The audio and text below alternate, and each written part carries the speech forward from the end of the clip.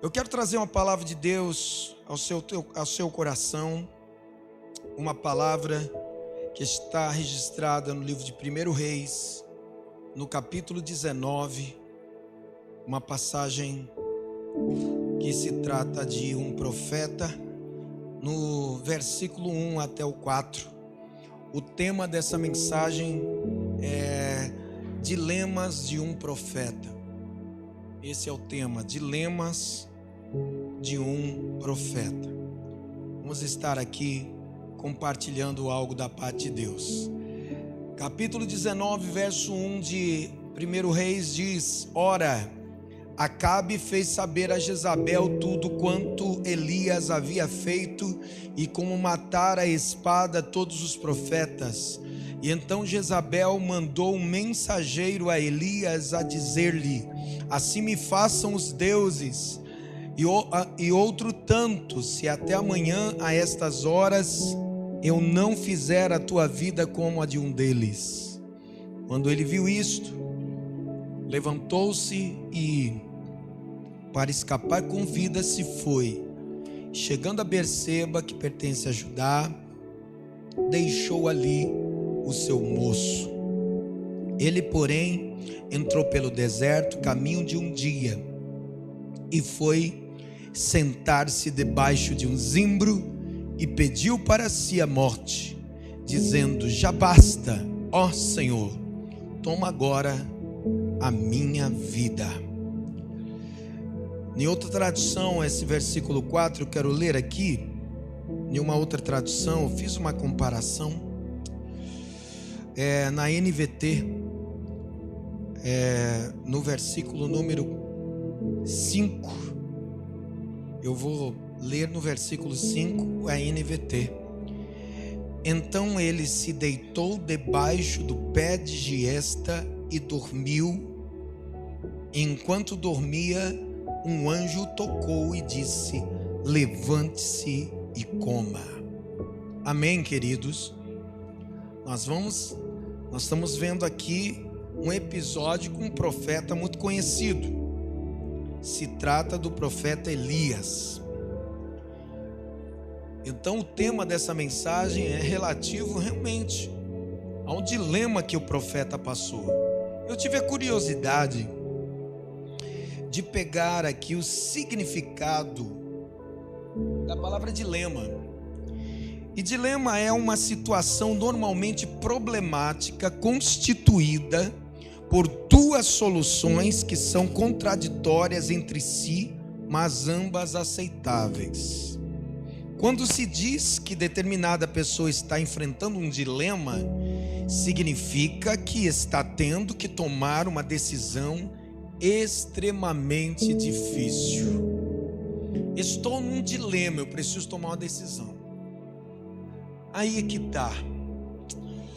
Eu vejo aqui no contexto da história de um profeta algumas coisas que me chamam a atenção. Eu assim fico admirado da forma que Elias ele reagiu diante de situações tão complexas e difíceis. Mas, infelizmente, nesse episódio precisamente onde eu estive lendo aqui, ele tomou uma decisão que não seria uma atitude ou uma decisão coerente com aquilo que ele desempenhava até então, antes daquele episódio diante dos profetas de Baal. Você vai ver Elias em outras situações tendo absoluta certeza do que iria fazer, do que Deus iria promover, como Deus iria agir, mas houve algo que despertou na vida do ser humano chamado Elias. Mesmo sendo um profeta, mesmo sendo um homem de Deus, ele passou por esse dilema. E aqui eu vejo uma humanidade de Elias. Eu vejo um Elias que, apesar de ser o Elias do fogo, estava passando por um dilema. Era preciso ele tomar a decisão e, infelizmente, ele não tomou uma decisão coerente com aquilo que ele tanto falava, que era a certeza e a fé que ele tinha em Yahvé ou Jeová. É uma coisa tão impressionante que nós vemos expresso no Novo Testamento, na carta de Tiago. Você vai ver Tiago falando sobre Elias, você vai ver no capítulo 5, verso 17, tenha essa atenção a esse texto. Você vai ver. Capítulo 5, verso 17, olha só como que diz na NVT, ó. Elias era o quê? Humano, como quem? Como nós. Então, peraí, o que Tiago diz aqui é que Elias era de carne e osso como eu e você, Sandra, sujeito a mesmas paixões, sujeito a crises, sujeito a dilemas, sujeito a problemas, e ele também teve suas resistências, teve seu ataque na sua mente. E olha o que Tiago diz: ele era humano como nós, e no entanto, quando orou insistentemente para que não caísse chuva, não choveu durante 3 anos e meio. Mas eu quero me ater àquela primeira parte que diz nesse versículo: Elias era humano como nós. Porque a gente vê assim a Elias sobressaindo em algumas situações, em alguns episódios, que simplesmente me deixa admirado. Você vai ver assim um Elias, óbvio que você já ouviu alguma pregação de Elias orando em segundos ou minutos, caindo fogo do céu e Deus respondendo. Elias, inegavelmente, foi um homem muito usado por Deus, foi um instrumento, só que num dilema da vida dele ele sentiu medo, num dilema da vida dele ele ficou irado, num dilema da vida dele ele fugiu. Dá para acreditar, Tainá? Elias, um profeta de fogo, fugiu. E o impressionante é que você vai ver ele não fugindo, pastor Edilson, de 400 profetas de Baal. Ele não fugiu diante de 450 profetas de Acera. Ele não fugiu. Tinham 850 profetas para ele encarar. Ele não fugiu do desafio, mas bastou uma seta vindo do inferno, um dardo inflamado do maligno, de tal maneira que veio certeiro na mente de Elias, que o deixou nesse dilema, a ponto dele pedir até o que mesmo? A morte para si. O fato de ter sido arrebatado aos céus e fazer descer fogo do céu não tornou Elias um super-homem, não tornou Elias um super profeta de maneira nenhuma. Tanto é que nós vimos aqui, Elias era um ser humano como qualquer um de nós. Então a Bíblia é bem clara nisso. Então ele realmente estava passando por um dilema. Aqui eu digo para você, querido, aonde a gente se refugia quando a gente passa por um dilema, hein? Quais são as nossas atitudes que tomamos? Qual o nosso posicionamento diante de um dilema? Eu acredito que cada um de vocês já teve seus dilemas, ou não? Quem já teve aqui um momento de dilema? Dilema, eu volto a dizer, é um momento em que você tem que tomar uma decisão importante na tua vida. Existem algumas circunstâncias, e toda decisão que a gente vai tomar, a gente tem que tomar com direção de Deus. E o pior, nesse dilema, Flávia, você não vai ver o profeta orando e pedindo direção para Deus na decisão que ele ia tomar. Nós temos que tomar muito cuidado com os dilemas da alma, da nossa vida, como ser humanos, que nós estamos sujeitos a passar, qualquer um de nós. E não é porque eu sou bispo, não é porque tem o apóstolo que é o apóstolo, que ele não vai passar por esse dilema. Qualquer um. Paulo, por exemplo, passou por um dilema.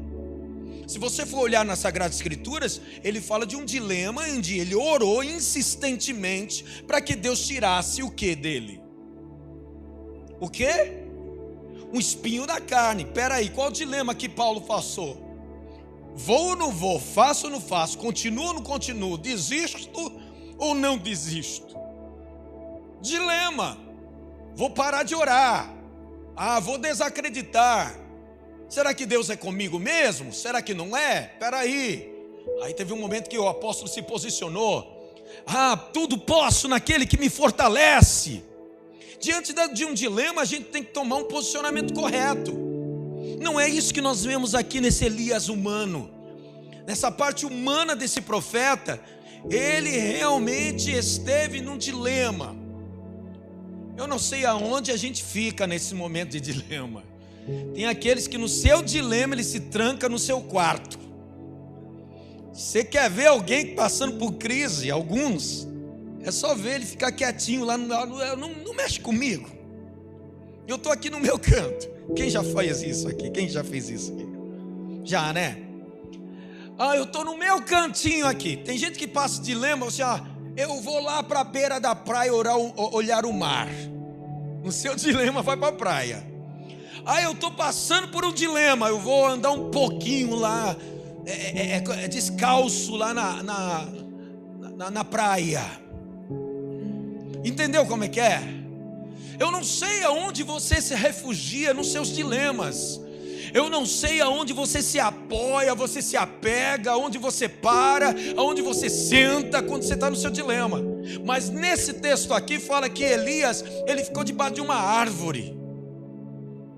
Num momento de dilema, que foi de uma decisão importante que ele estava para tomar, ele ficou debaixo de um giesta. Nenhuma tradução fala giesta, no outro fala zimbro. Fala que ele sentou-se, primeiro se assentou, e depois, no versículo 5, fala que ele deitou. Ou seja, ele estava totalmente vulnerável, totalmente entregue. Se não tivesse a intervenção de Deus ali naquele momento, ele morreria, provavelmente morreria. Deu para você entender então? E detalhe, se você estudar e pesquisar, você vai ver giesta lá. Essa árvore giesta não nascia em qualquer lugar. Era uma árvore sobrevivente a calor de deserto e frio. Parece que realmente a giesta era importante nessa peregrinação para quem andasse por aquela região. Foi um lugar propício para Elias descansar. Foi um lugar realmente de refúgio para Elias. Mas o profeta, ele não poderia se refugiar debaixo de um zimbro. Ele não poderia ficar debaixo de uma giesta, que era uma árvore comum de um deserto. Olha o que diz o salmista: Deus é o nosso refúgio e socorro bem presente quando? Certo, mas ali o profeta, ele tomou uma iniciativa meio que estranha. Ele faz uma oração, ou não chega a fazer uma oração? Qual foi o pedido que o profeta faz? No dilema dele, em uma decisão importante. Qual foi? Vocês leram? Volta no versículo 4 lá do capítulo 19 de 1 Reis. Vamos ver. Olha lá, orou. Quem diz que quem está num dilema não ora? Ora. Mas ora segundo a vontade de Deus? Não. Ele orou de conformidade com a vontade do Eterno? Não. Você vai ver que ele sentou-se debaixo de um pé de giesta e orou, pedindo para o quê? Morrer. Você sabe o que é isso? Espera aí. Elias não estava ali querendo cometer suicídio, tá bom? Porque às vezes a ideia que a gente tem assim, a gente faz comparação de Elias cometendo suicídio. Elias não cometeu suicídio, ele não pegou uma espada, procurou algum objeto cortante para colocar no pescoço, para perfurar o seu peito, nada disso. Ele fez uma oração dizendo assim: Senhor, basta, leva-me. Deu para você entender, né? Existe uma diferença aqui entre ele cometer um homicídio, ou suicídio, perdão, e ele não querer mais viver. Ele não cometeu um suicídio, ele fez uma oração dizendo: me leva. Para mim encerrou. Se for por minha vontade, acaba aqui o meu ministério profético. Se for por minha vontade, acabou por aqui. Mas espera aí, isso daí era a vontade do Eterno? Era a vontade de Deus para a vida dele? Não era. Era um momento de dilema que levou ele a orar não de conformidade com a vontade do Senhor. E qualquer profeta pode passar por esse dilema e pode tomar decisões erradas na sua vida. Toca em quem está do teu lado e diz assim: toma muito cuidado com isso. Num dilema da tua vida, você pode tomar decisões erradas que podem te tirar da presença de Deus e te levar para uma caverna, e lá você pode morrer. Deus, Ele tem realmente um propósito na minha vida? Tinha. Eu pergunto, Deus tinha ou não tinha um propósito na vida de Elias? Tinha ou não? Tinha. Muitos de nós, irmãos, pensamos que muitas vezes nós somos, que os profetas eram homens infalíveis. Não. Tanto isso é verdade, que quem nos ensina sobre esse negócio de São Pedro, São Paulo, São João, isso vem de Roma, esse negócio, para dizer que é santo. Deu para entender? Santo Paulo, Santo João, Santo Pedro, para a gente ter ideia de que eram homens infalíveis. Você olha para Pedro, você vê que ele não tinha nada de homem perfeito. Tinha suas falhas. Você olha para um João, o Boanerges, né? Alunos aí da ETAD, né? O Boanerges, aquele homem realmente decisivo, quer que a gente faça descer fogo do céu agora para que eles morram por não ter recebido, por não estar junto com a gente. Os Boanerges eram assim, os filhos do trovão. João estava ali no meio também. Aí você diz assim: como que ele se tornou um homem tão calmo, falando tanto sobre amor? Porque quanto mais próximo de Deus nós estivermos, mais amor nós vamos ter, mais compreensão nós vamos ter. Eu tive olhando sim um paralelo da vida de Moisés para o que ele era e para o que ele se tornou. Eu fico surpreendido, porque Moisés não tinha nada de mansinho, não. Moisés era um sanguinário. Moisés, ele não tolerou um egípcio maltratando o hebreu na praia. O que ele fez? Foi lá e matou o egípcio. Então ele não era um homem calmo como se imagina, não. Eu acredito que cada um de vocês estão passando por um processo. Não é porque você se converte hoje que do dia para a noite você se transforma. Nem sempre é assim. Tem gente que acontece isso, o processo é mais rápido, porque dá mais lugar. Mas aí envolve temperamento, existe tantas coisas. Então a gente precisa se permitir ser trabalhado. E por que a Bíblia diz então, bispo, que Moisés se tornou o homem mais manso da terra? Um amigo de Deus, a ponto de Deus falar com ele como fala com seu companheiro, com seu amigo, como cada um fala com seu amigo, seu companheiro. Como que ele se tornou assim? Quantas vezes Deus o chamou para uma intimidade? Estava lá Moisés no monte, e quando ele descia com a face dele brilhando. Então quanto mais momentos você estiver na presença de Deus, quanto mais momentos você estiver sendo ministrado pelo Senhor, mais parecido com Ele você fica. Então Deus está trabalhando na tua vida a cada dia melhorando. É impossível estar na presença de Deus ou na casa de Deus e não haver nenhuma transformação. Prestem bem atenção no que eu digo para vocês. Uma noite, só uma noite com Jesus mudou a vida de um homem chamado Zaqueu. Uma noite foi o suficiente. Eu exagero no que eu disse aqui? Não foi uma noite só. Agora tu imagine 3 dias num encontro com Deus. O que Deus não pode fazer na vida de uma pessoa? Porque se numa noite, só uma noite, desce depressa, Zaqueu, porque hoje me convém pousar na sua casa, repousar na sua casa. Então, uma noite, você vai ver na sequência do versículo o quê? Senhor, se eu tenho defraudado alguém, eu restituo quadruplicadamente. Houve transformação, houve mudança. É impossível você estar sendo reministrado como está sendo nas células. O estudo sobre testes da vida. Quem está aprendendo aqui bastante nos estudos? Está sendo lindo. É impossível.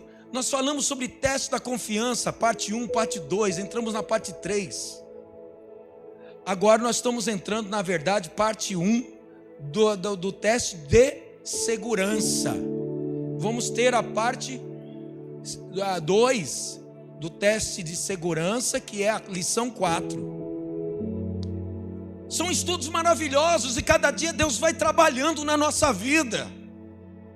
Se a gente dá lugar. Agora, não importa, o profeta naquele instante, me desculpa, perdeu as estribeiras num dilema da vida dele, como muitos de nós erradamente pensamos,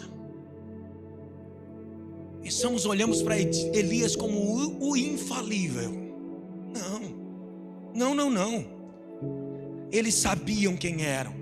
São Paulo, como a gente chama, né? O apóstolo São Paulo, Santo João, Santo Pedro.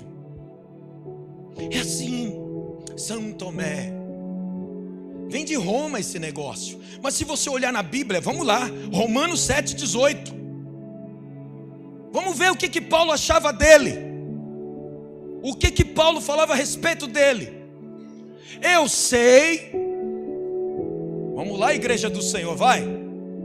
Eu sei, na minha natureza humana, carne, sarkos, no grego, o que quer dizer?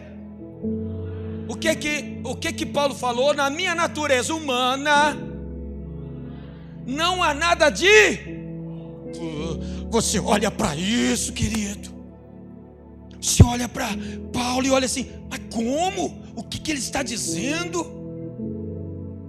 Você pode dizer assim, poxa bispo, mas eu nunca notei que Paulo estava dizendo que na natureza carne, sarkos. Nunca prestei atenção que ele estava dizendo que não existia nada de bom. Então peraí. Então isso quer dizer que Paulo não acertava às vezes? Acertava, e acertou muitas vezes. Por quê? Porque ele não dava vazão para a carne. O que ele ensinou? Não andeis segundo... Vamos recapitular? O que ele falou aos Gálatas? Não andeis segundo a carne, mas segundo o Espírito. Se andardes segundo a natureza humana, carne, sarkos, morrereis. Se andardes no Espírito, vivereis. No nosso dilema, o que geralmente prevalece? O que vocês acham? Que natureza que é? A divina ou a humana? A humana. No nosso dilema, por conta disso que nós tomamos decisões erradas. E se você não tomar cuidado, que você pode tomar uma decisão errada fora do propósito que Deus estabeleceu. E aí é que está. Nessa natureza humana, olha que Paulo fala, não há nada de bom. Que mais? Pois quero fazer o que é certo. Ele fala dele, hein? Ele está dizendo dele, ou não?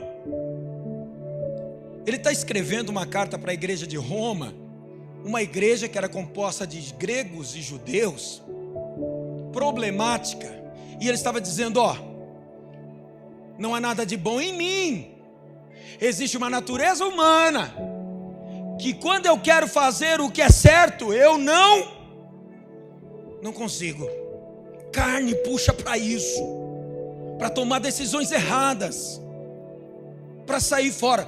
Gente, quantas pessoas que por causa do sangue sobe na cabeça faz besteira? Faz, principalmente aqueles que têm um temperamento sanguíneo que nem Pedro. É aquele que faz primeiro para depois sofrer as consequências. Depois pensar no que fez. Já fiz, pronto e acabou. Já era.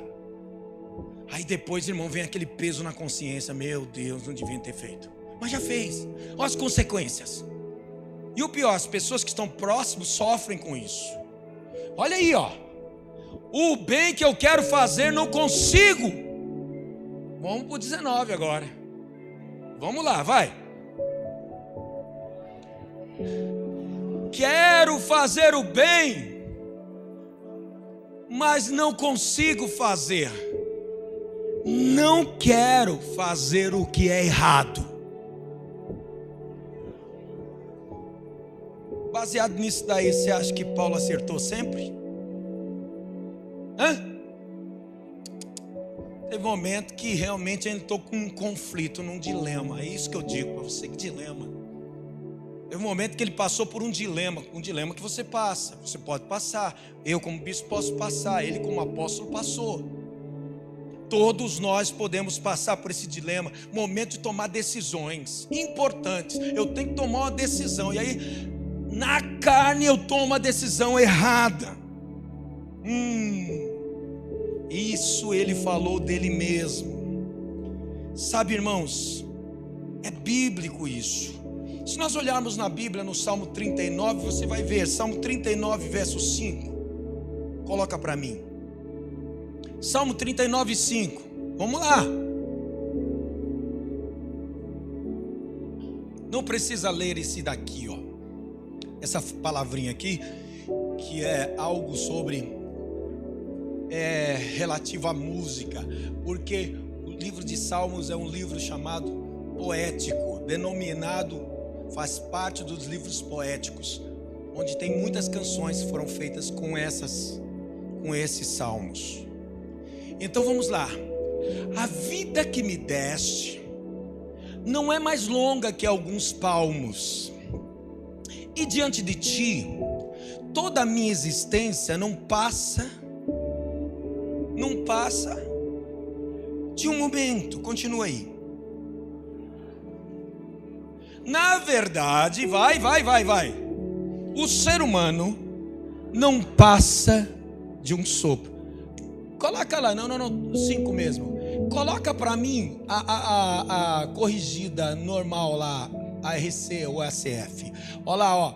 Todo homem, por mais firme que esteja, é totalmente vaidoso ou cheio de vaidade. É pura vaidade. Ou seja, passa. Por isso que nós lemos na outra passagem, na outra tradução, dizendo sobre passa como um sopro. Por isso. Então, todos nós temos um momento de dilema. É como eu disse, tem aquele nosso cantinho. Eu não sei, no meu dilema eu vou lá pro videogame, sei lá. No meu dilema eu vou pro meu quartinho, o meu cantinho. No meu dilema, o dilema de Elias foi debaixo de um zimbro, de uma giesta. Ele sentou, mas não somente sentou, mas deitou e fez uma oração ali. Eu não sei aonde que é o teu cantinho de dilemas, querido, não sei. Se é no teu escritório, se é dentro do teu quarto. Eu não sei se é andando pela praia, eu estou com a cabeça cheia, deixa eu esfriar um pouquinho a cabeça, eu tenho que tomar uma decisão. Aí você chega e sai do nada, não leva celular, ninguém sabe nem onde você está. Onde está? Estou por aí andando sem destino. Quem aqui já não sentiu vontade de sumir alguma vez aqui mesmo? Mano, é bem assim, nos dilemas a gente quer sumir, né? Sumir. É tudo que nós queremos. Todos nós temos o dia dos giestas, irmão. Do giesta, que é aquele momento que a gente fica debaixo da árvore, que nem Elias. Senta ali, coloca a mão na cabeça e fala besteira, pensa besteira, toma decisão fora da presença de Deus. Isso é um problema, irmãos. É um problema. Se você for ver, você vai ver que Elias, irmãos, teve um momento muito grande, muito espetacular, momentos de grande vitória, porque na nossa vida não é só dilemas, tem momentos que a gente faz coisa certa, que nem Pedro errou sempre. Pedro errou sempre? Não, teve hora que ele acertou bonito, a ponto de Jesus elogiar. Ele falou assim: quem estão dizendo a respeito de mim? O que estão dizendo por aí? Aí de repente Jesus falou assim: e vós? O que vocês acham de mim? Aí Pedro se levantou e disse: tu és o Cristo, o Filho do Deus vivo. Acertou em cheio, recebeu um elogio de Jesus. Se você for olhar, você vai ver lá em 1 Reis, capítulo 17, versículo 1 e 2. Vamos ver, 1 Reis 17, 1 e 2. Então Elias, o tisbita dos moradores de Gileade, disse a Acabe: vive o Senhor Deus de Israel, perante cuja face estou, que nesses anos nem orvalho nem chuva haverá, senão segundo o quê? A minha palavra. Peraí, olha aí, veja que tamanha ousadia. Não tem nem assim diz o Senhor, não. Ele só fala: vive o Senhor, ou seja, o meu Deus está vivo. E aqui eu tenho ousadia para dizer para você, Acabe, não vai ter chuva nesse tempo. É eu que estou dizendo, é isso que ele está afirmando aqui. Vamos no verso 2, verso 2 aí. Depois veio a ele a palavra do Senhor, dizendo: retira-te daqui e vai para o oriente, esconde-te junto ao ribeiro de Querite, que está diante do Jordão. Então, você vai ver um Elias ousado. Quando estava diante de Deus, as coisas realmente aconteciam. Deus assinava embaixo, Deus dava direção para o homem. Se fosse numa linguagem bem clara hoje, eu iria dizer assim: Elias era o cara. Sim, é um cara mesmo, cheio da unção do Espírito Santo. Você vai ver 2 Reis, capítulo 1, verso 10. Ele não fugiu, realmente, de grandes batalhas, e de repente entra num dilema por causa de uma palavra de uma mulher. Olha só. Mas Elias respondeu e disse ao capitão de 50: se eu, pois, sou homem de Deus, vai, desça fogo do céu e te consuma a ti e aos teus 50. O que aconteceu? Meu irmão, desceu ou não desceu fogo? Consumiu ou não consumiu os soldados e o capitão? Aí. Por quê? Homem de fibra, homem que tinha realmente certeza das coisas. Só que mesmo ele sendo tão cheio do fogo, cheio da unção, passou por um dilema. Irmãos, às vezes nós somos assim. Podemos ser o que for, de título, de posição. Se não tomarmos cuidado daquilo que Paulo falou, que existe entre nós uma natureza humana, nós podemos nesse dilema tomar uma decisão simplesmente da carne e nos perder. Simplesmente tomamos uma decisão sem Deus ter falado. Eu não estou nem aí com o que Deus está falando. E o pior de tudo, peraí, eu estou agindo igual a Caim. Caim passou por um discipulado com Deus e foi desrespeitoso com Deus. Deus alertou Caim dizendo: escuta, domina o teu pecado, rapaz. Cabe a você dominar esse sentimento. Deus já tinha visto que aquele sentimento que tinha nascido no coração de Caim não era bom, pois só foi virar as costas e sair do culto que Caim estava fazendo tudo ao contrário do que Deus queria que ele fizesse. Ele dominou o sentimento? Ele dominou a sua vontade?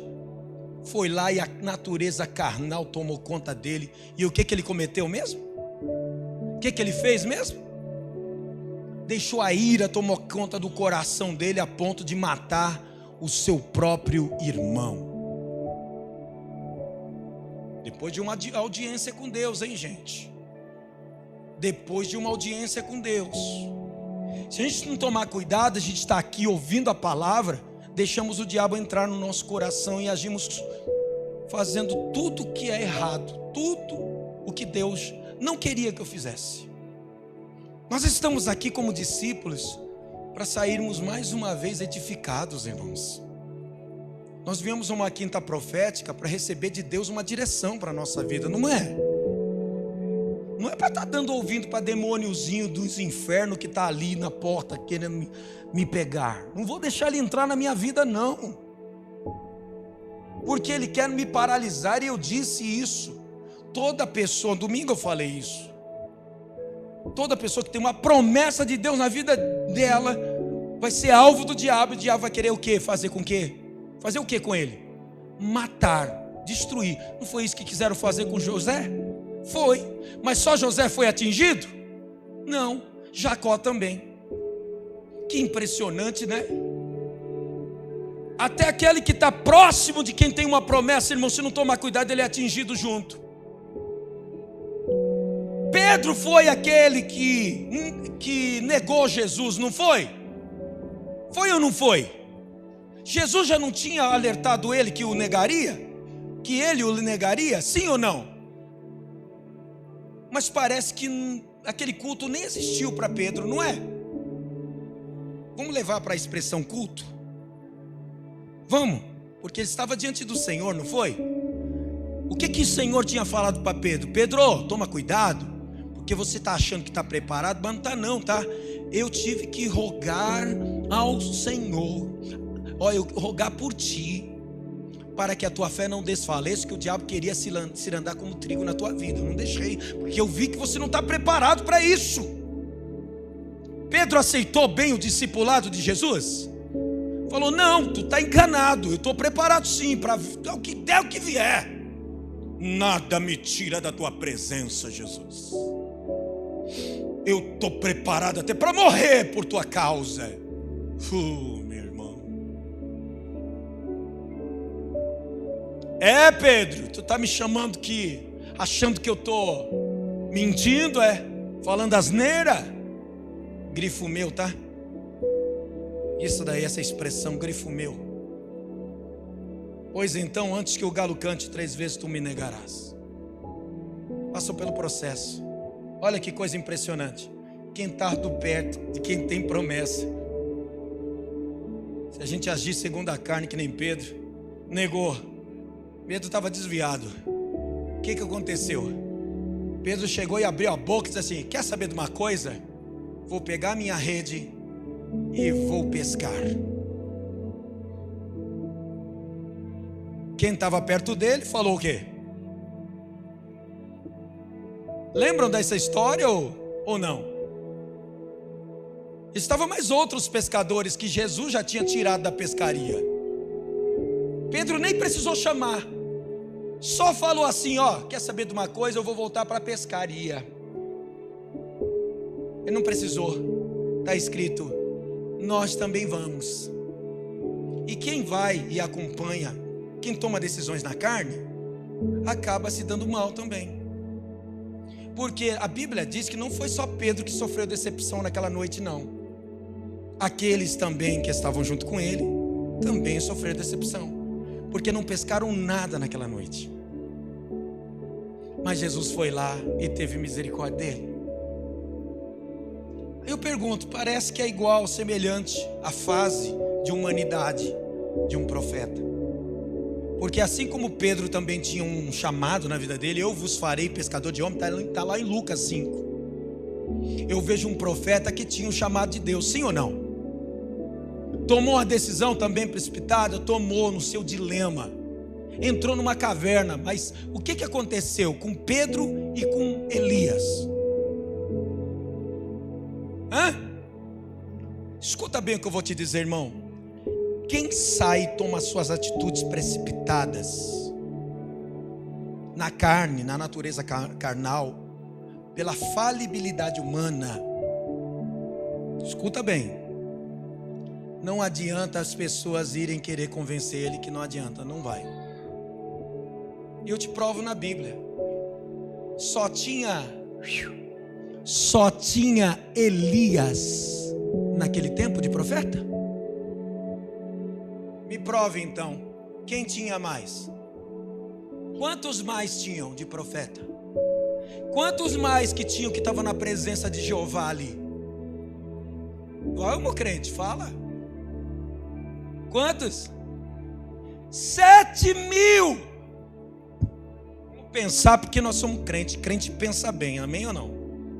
Quem é crente pensa aqui. Por que Deus então não mandou um dos 7.000 para falar com Elias?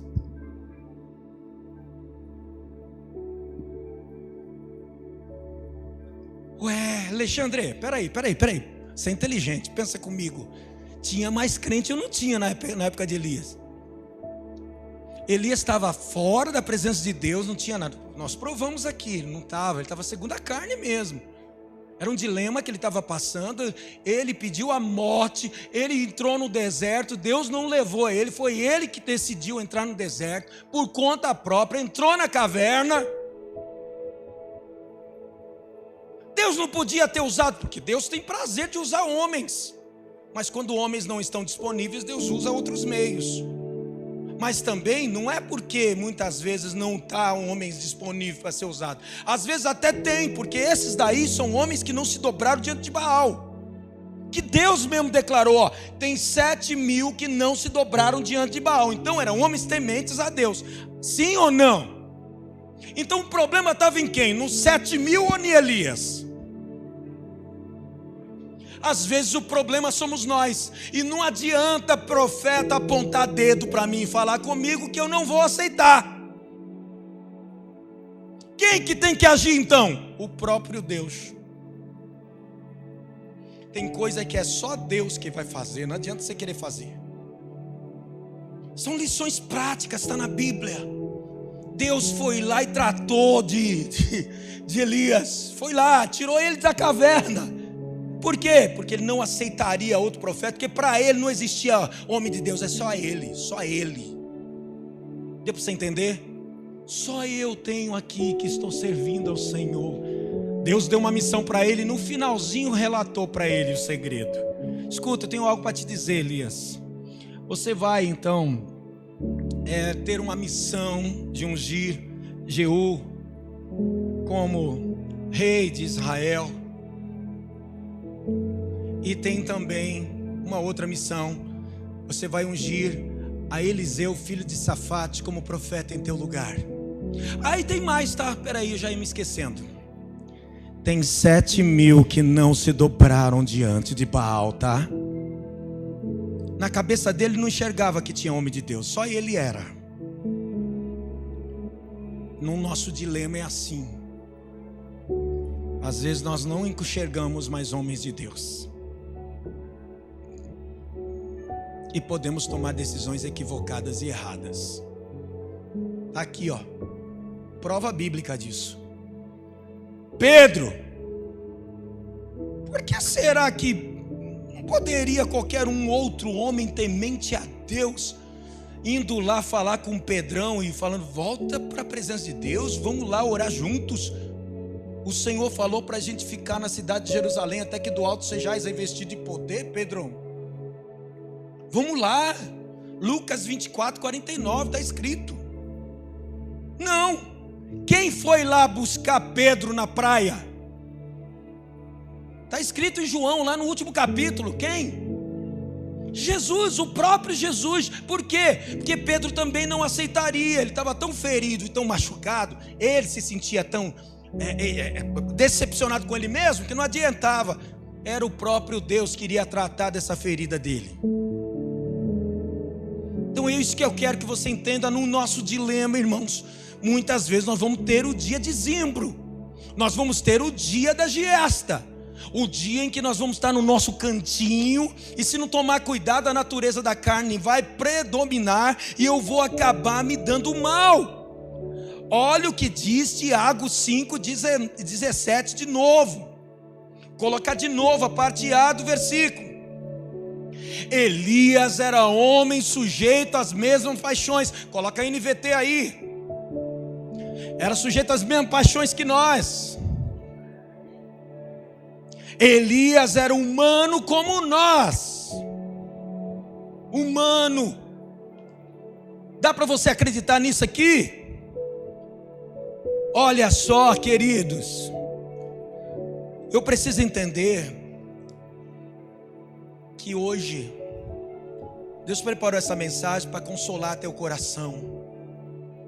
Como eu já preguei aqui em cultos passados, Deus me deu uma língua erudita, Deus me deu uma palavra para levantar o cansado, o desanimado, que está querendo parar.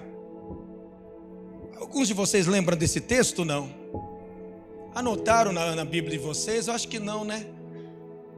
Está no livro do profeta messiânico. Que livro que é então? Livro de Isaías, capítulo 50, verso 4. Vamos ver. Isaías 50, verso 4. O Senhor, soberano, me deu suas palavras de sabedoria.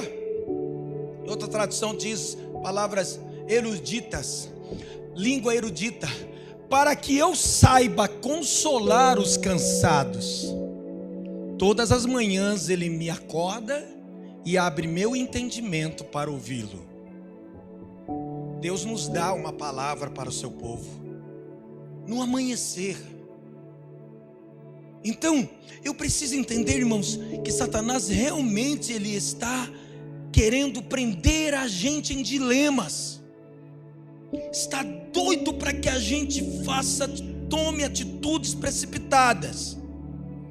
Ele almeja amarrar a nossa mente, prender a nossa emoção. Um dia desses nós ouvimos uma pregação em cima desse altar, diz assim: livre no corpo, mas preso. Quantas pessoas estão presas aqui na mente? Não adianta, não. Você vai tentar convencer, querido, só Deus mesmo para fazer. Olha só, eu preciso entender, querido, que o Senhor, Ele está disposto a mudar a história da minha vida. Talvez você esteja nesse dia tão complicado, de dilema, para tomar uma decisão. Nem sei porque você não tomou ainda, eu acho que por temor mesmo. Mas o Salmo 77, versículo 6 até o 9, por favor, eu quero que você entenda essa palavra que Deus está trazendo ao teu coração. Eu já estou encerrando essa mensagem.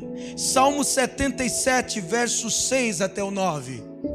À noite, quando? À noite, relembro canções alegres. Que mais? Consulto, vai. A minha alma, continua.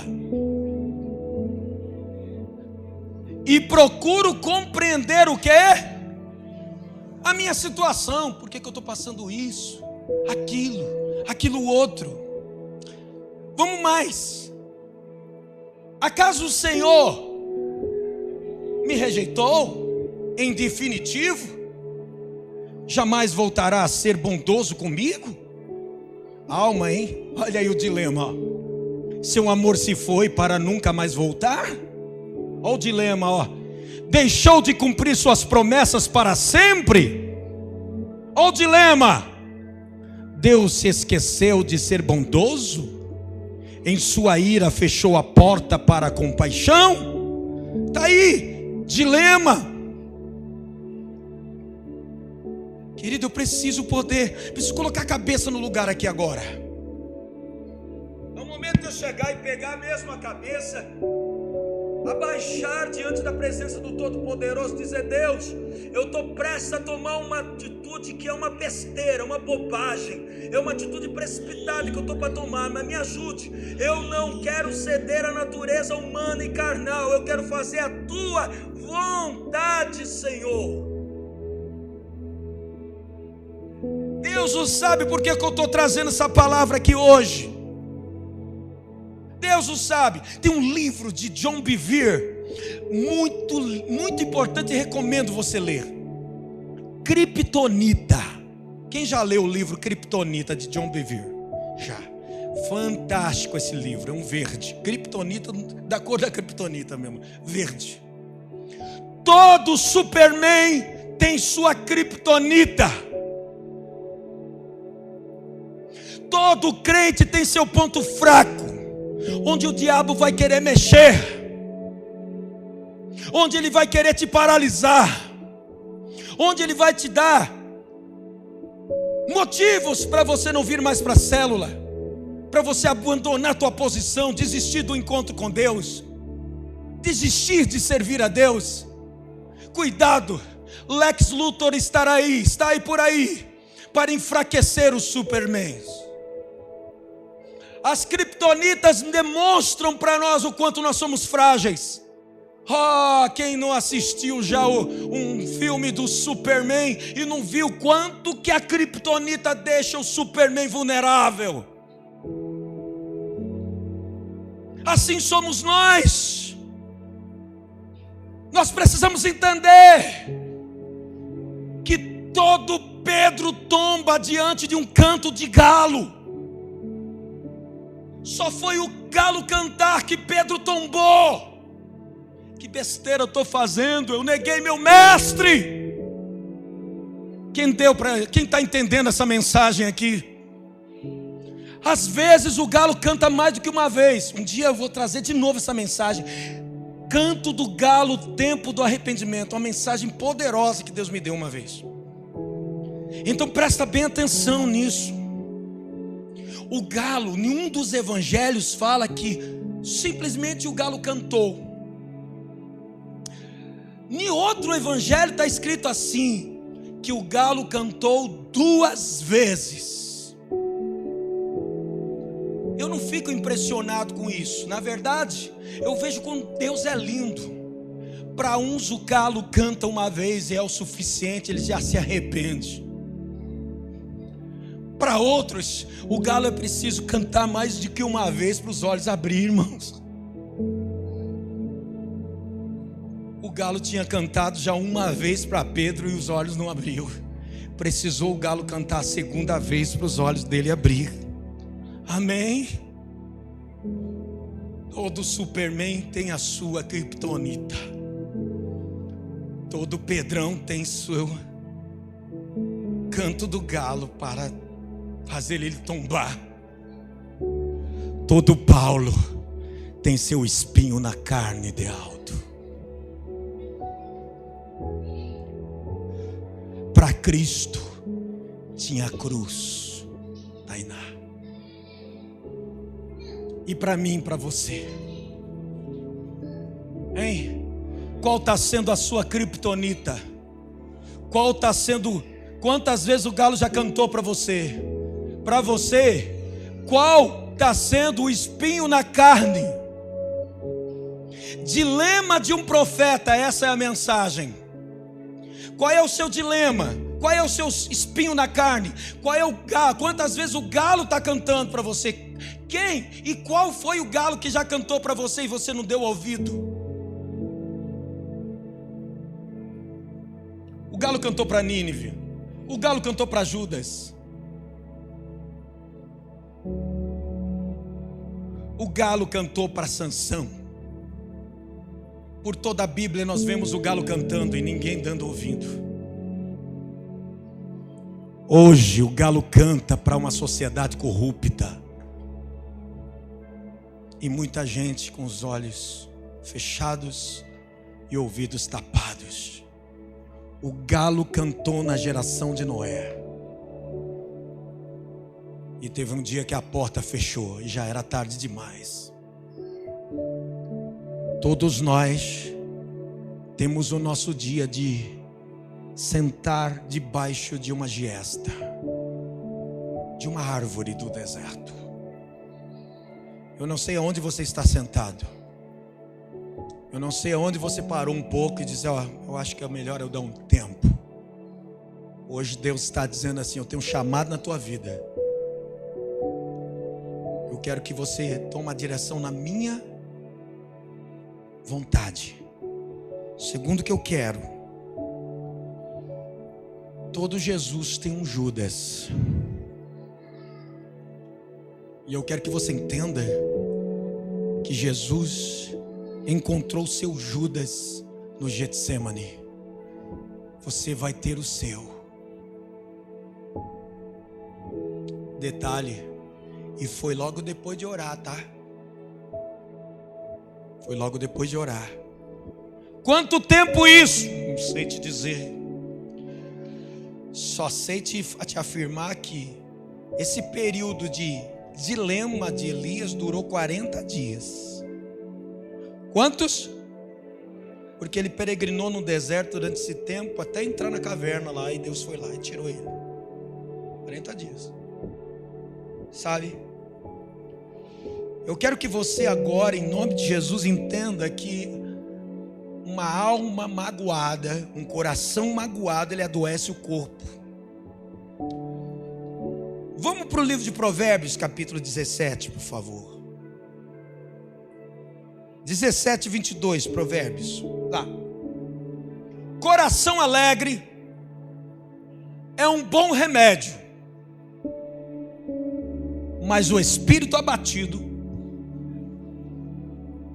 vamos ler bem forte esse versículo, que você precisa gravar aí, marca aí na tua Bíblia aí. Pode ler, 1, 2, 3.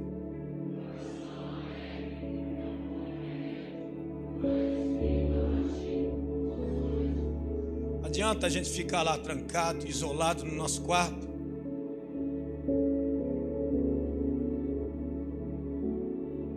Lá o diabo vai maquinar na nossa mente, vai trabalhar.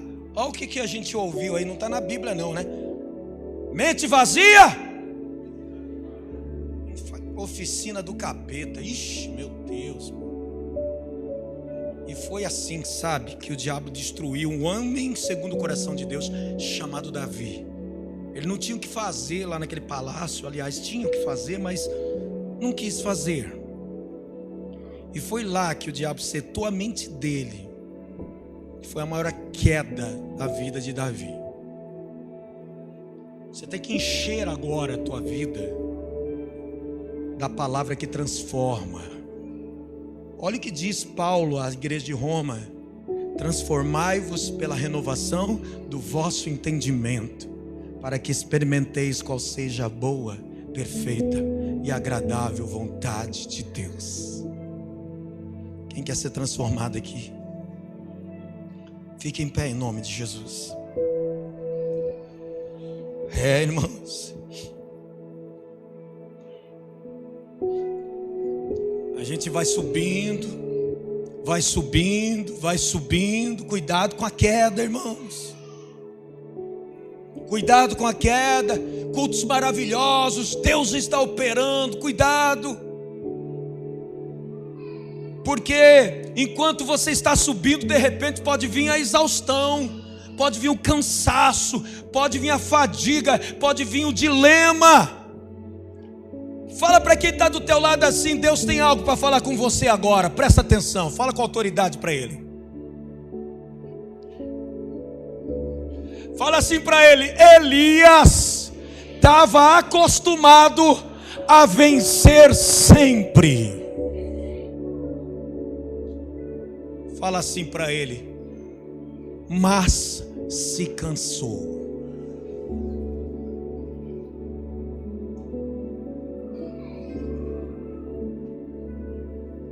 Como está você aqui nessa noite? Tua vida tem dado certo, muitas áreas da tua vida. Como que você está agora?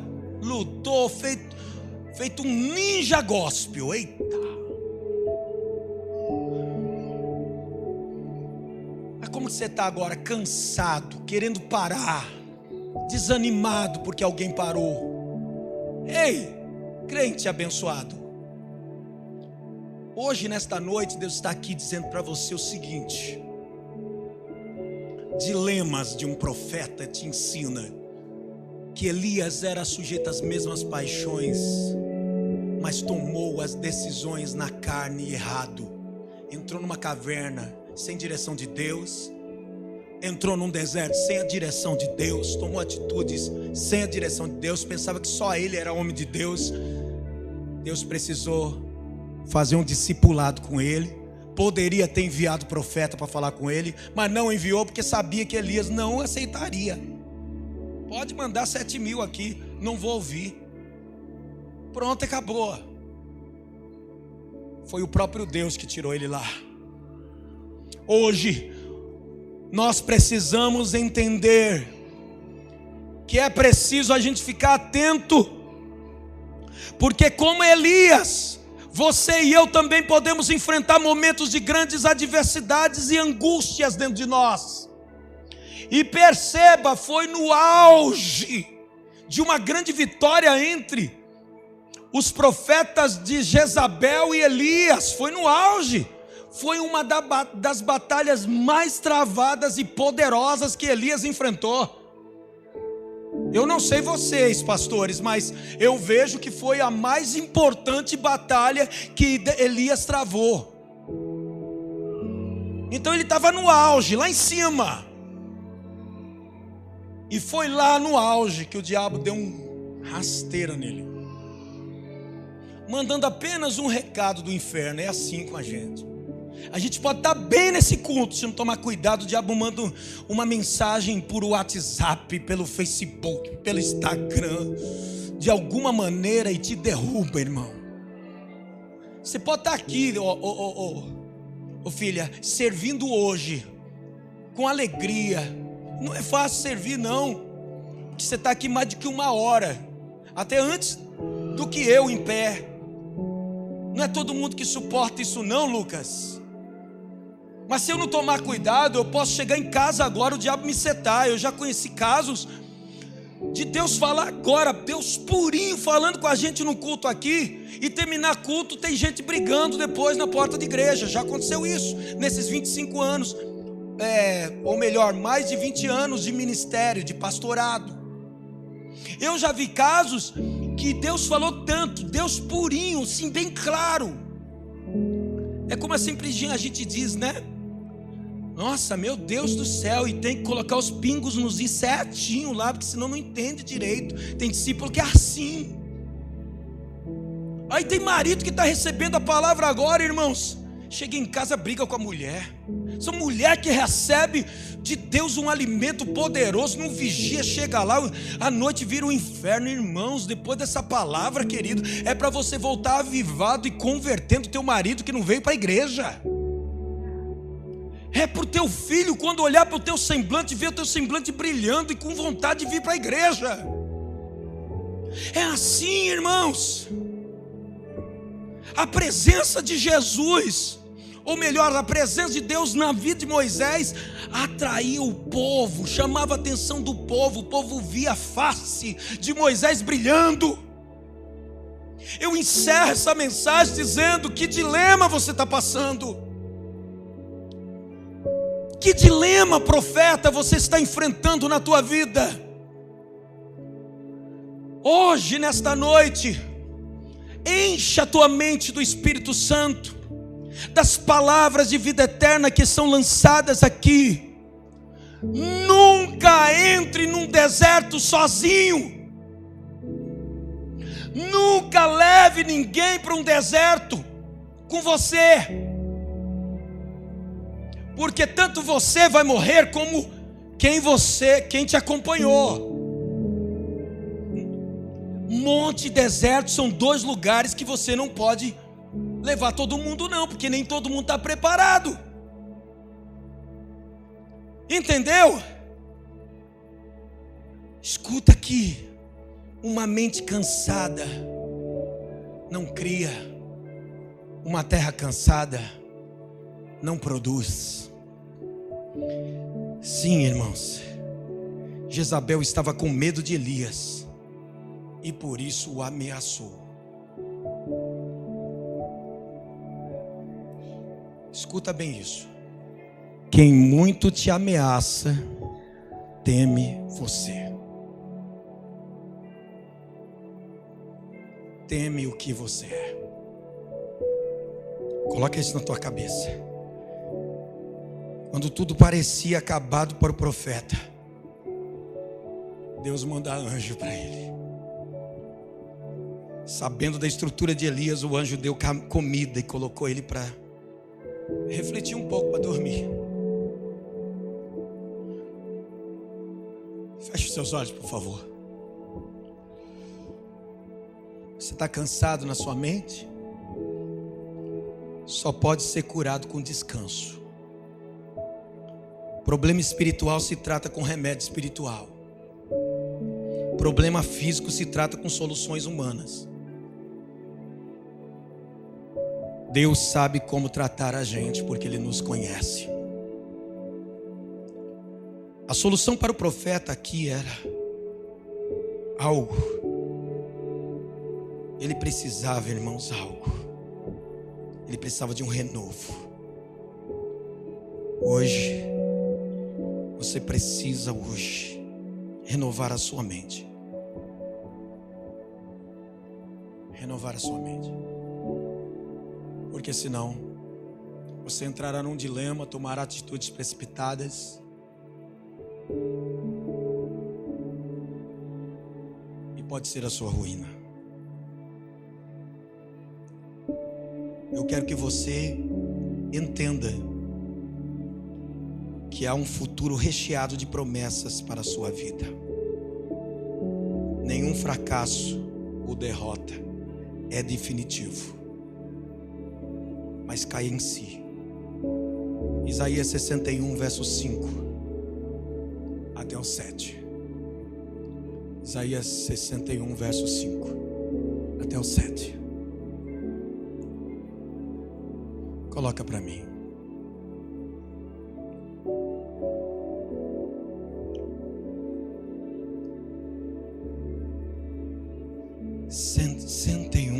Verso 5 até o 7.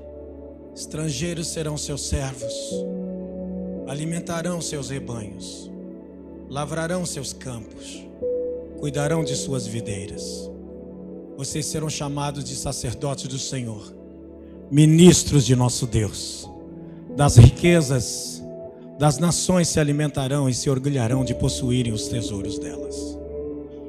Em lugar de vergonha e desonra, desfrutarão uma porção dupla de honra.